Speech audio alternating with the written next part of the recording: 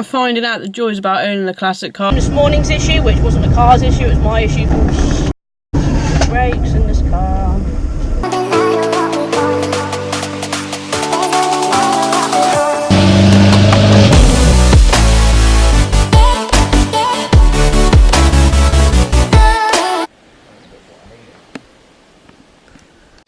Hi guys, welcome back to another video, and you join me outside my front door.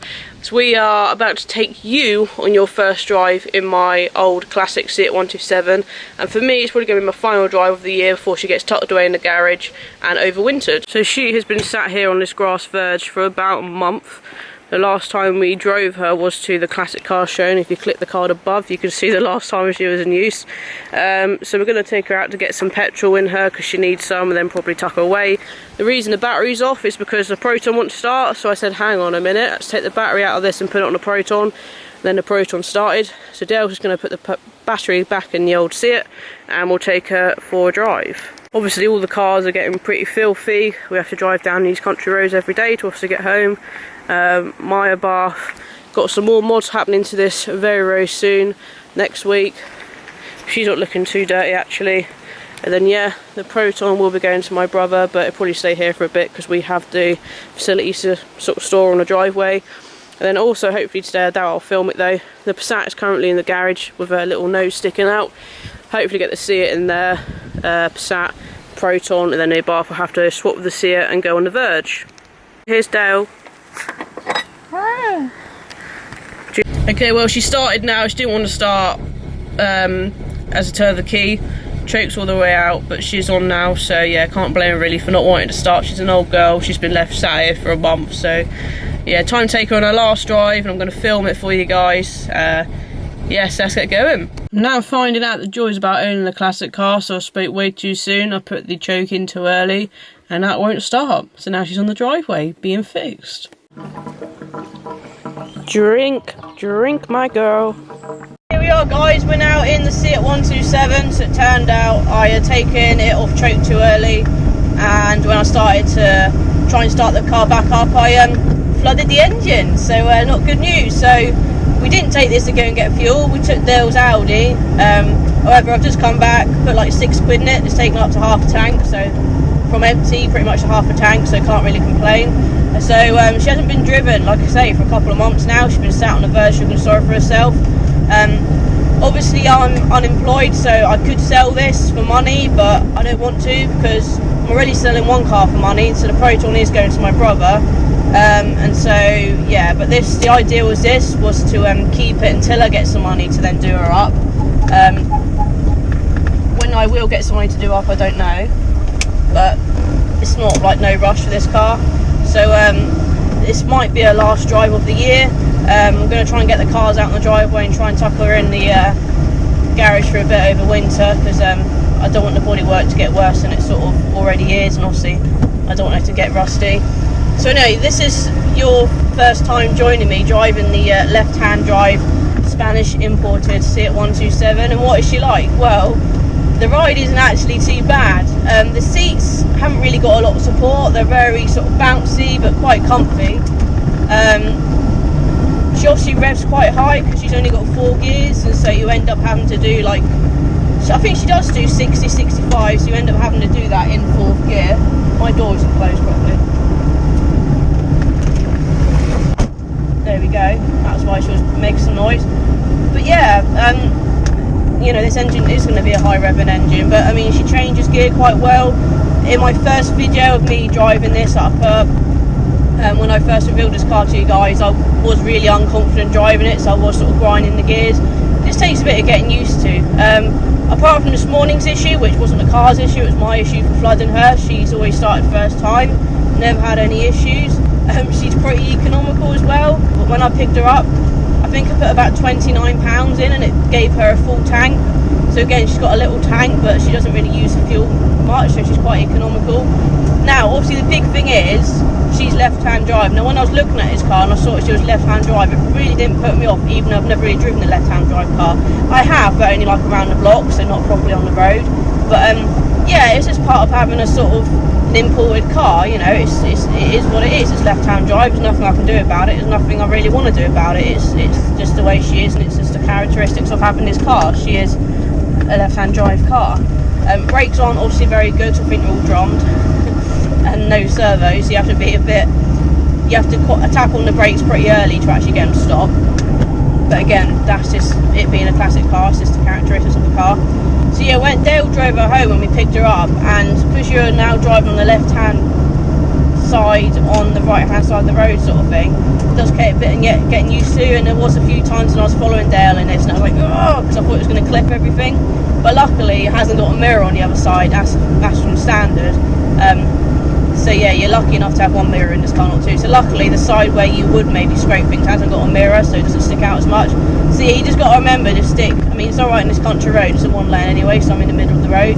But you have to remember to stick right to the left-hand side when you're driving, obviously, and that does take a bit of getting used to. You have to remember, you know, you stick to the wrong side a bit more. But yeah, she's a little gem, guys. Because I'm little, I'm in probably as far as the seat will comfortably go. But then it's really weird because the seatbelt doesn't have much sort of alteration, so it is pretty like tight on me, which obviously is good. But yeah, I can't.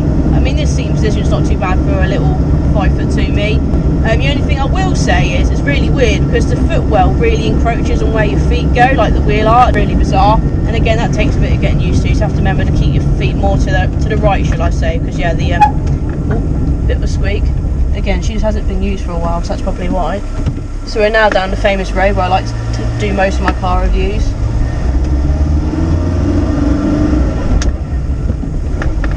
Just a bit of getting used to her because I haven't driven her for a while, that's all that is, guys. But no, she sounds really sweet, and when she's running from the outside, that proper old-fashioned smell of the exhaust fumes, and I just love the sound of her from the outside. Obviously the gauges are all in kilometres, so that takes a bit of getting used to as well. But no, the gearbox, touch wood, as I'm touching the wood on my dash, seems okay. It's just the driver. Yeah, I like this car. The interior is mint apart from this driver's seat. But yeah, I'll talk to you about the plans in a minute. I'm just going to turn around and go back the way I came, because I don't fancy taking us on the main roads today. Now, obviously this car doesn't have any power steering, but again, what do you expect? The great thing about this is, although I'm broke, I can still drive this car on the road. Why? Because it's MOT exempt, even though that's only a yearly cost anyway, so that's not a bigger deal. And the main thing is it's tax exempt, and that's why I want a tax exempt car, or a car to be old enough so it's tax exempt. So while I'm not using it, I'm not spending 20 quid a month taxing it. It's tax free, so it's old enough to. So all I pay is like, I think £13 a month to insure this thing. No, I think it's actually 22. Something it's about just over 20, I think, to insure this a month, and you can't complain at that price. So yeah, the plans are for this is, I don't know what sort of category it comes under. Obviously it is technically a Spanish car, but whether she'll get into the sort of German VAG stuff because Seat is now like a German brand, or whether it will go into Italian stuff because Seat and Fiat the same sort of thing, I don't know. But yeah, the idea is to, oh, golf is a van. The idea of this is, obviously I've got Dale the mechanic. My dad's actually pretty good at bodywork, but I can't give it to him because he's got way too many Italian Fiat Pandas to do in his spare time. He's also got another project which I might show to you in another video. But yeah, the idea is to, obviously mechanically she's sound, it's just the bodywork and the interior really. But even the interior, it's only the driver's seat. So yeah, get all the interior reupholstered in like a black sort of leather to match the sort of vinyl-y sort of feel we've got going on the inside of this car. Then the outside, save up a load of money, maybe sand her down herself because that's pretty self-explanatory. Me and Dale probably save a lot of time prepping the car and money ourselves. And then yeah, it'll just be a case of taking it to a body shop, saving a bit of money, going, look, here's the colour. I've got a few colours in mind, but it will be interesting. Let me know down below, guys, what sort of colour we should go with this car. Sorry, these people have to move out the way again for me. They've already seen me once. So yeah, that is the idea. Get some nice sort of, I don't know, I want to get some alloys on there. She's got skinny little wheels on at the moment. But yeah, get some nice alloys, lower her a bit, fill out those arches a bit more because the wheels on this are super, super thin. And yeah, just not modify her, just bring her up to date and with a new sort of modern sort of look, obviously a newer paint. And yeah, just get her as like some sort of show car basically, that she can then go to classic shows, and then maybe even to some of these sort of bigger shows where they have all the cars in the arenas and halls would be pretty good. But yeah, that's literally overtime. There's absolutely no rush. If I had the money, it'd be done like instantly, trust me. But yeah, I'm too busy sort of trying to keep my house, trying to keep my bath. Talking of my bath, I've got some more sort of modifications going to be happening to that in the next few videos. I'm also, because I'm unemployed and making the most of my time, I'm not at work, so I am doing a hell of a lot of filming. I'm going to be doing an up-to-date review of my parents' comp, which I have mentioned previously. I'm going to be doing an up-to-date review on that, because they've done a lot of modifications to that, which I said my dad has. Just done a video on this, which I've been meaning to do for a while. First driving the Seat 127. So now this one's done. More so, touch wood and hope. Oh shit! Brakes in this car.